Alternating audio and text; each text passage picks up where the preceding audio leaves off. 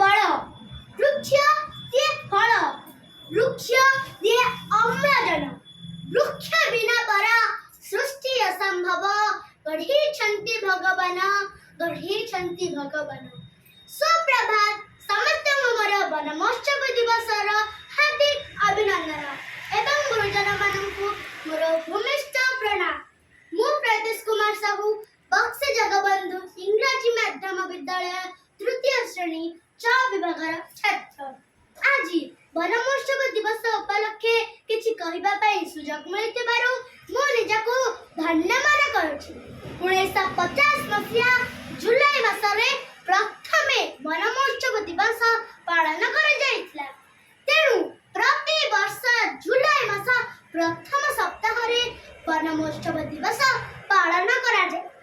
ମନୁଷ୍ୟ ସହିତ ବୃକ୍ଷର ସମ୍ପର୍କ ଅତି ପ୍ରାଚୀନ।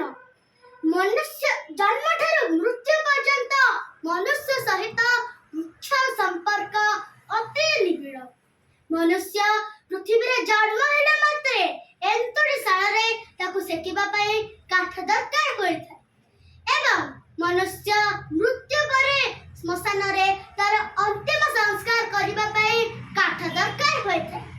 ମନୁଷ୍ୟ ଅମ୍ଳଜାନ ବାୟୁ ଗ୍ରହଣ କରି ଅଙ୍ଗାରକାମ୍ଳ ବାୟୁ ପରିତ୍ୟାଗ କରିଥାଏ। ଏ ଅମ୍ଳଜାନ ବାୟୁ ଆମକୁ ବୃକ୍ଷଠାରୁ ହିଁ ମିଳିଥାଏ। ଏହିପରି ମନୁଷ୍ୟ ସହିତ ବୃକ୍ଷର ସମ୍ପର୍କ ଅତି ନିବିଡ଼। ବୃକ୍ଷ ତାର ସର୍ବାଙ୍ଗ ଆମକୁ ଦାନ କରିଦିଏ, କିନ୍ତୁ ଆମେ ତା ସହିତ ନିଷ୍ଠୁରତା ପ୍ରଦର୍ଶନ କରିଥାଉ।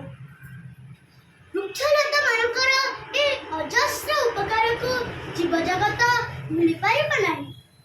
ଦାର୍ଶନିକ ସକ୍ରେଟିସ୍ କହିଛନ୍ତି ଯେ ବୃକ୍ଷରୁ ଜଳ, ଜଳରୁ ଶସ୍ୟ, ଶସ୍ୟରୁ ସଭ୍ୟତା ଓ ଜୀବର ବିକାଶ ଘଟିଥାଏ। କିନ୍ତୁ ଦୁଃଖର କଥା ଯେ ଏହି ସତ୍ୟଟିକୁ ଆଧୁନିକ ମଣିଷ ଭୁଲି ଯାଇଛି।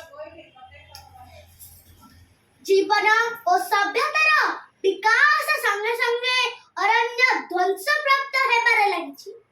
ଜଙ୍ଗଲ କଟାଯାଇ ଗ୍ରାମ ଓ ସହର ଗଢ଼ି ଉଠିଛି। ଶିଳ୍ପ ସଭ୍ୟତାର ବିକାଶ ଯୋଗୁଁ ବହୁ ପରିମାଣରେ ଜଙ୍ଗଲ ନଷ୍ଟ ହେବାରେ ଲାଗିଛି।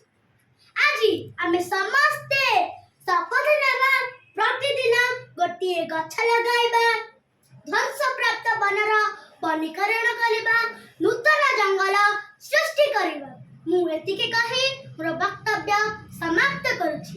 ଧନ୍ୟବାଦ, ନମସ୍କାର।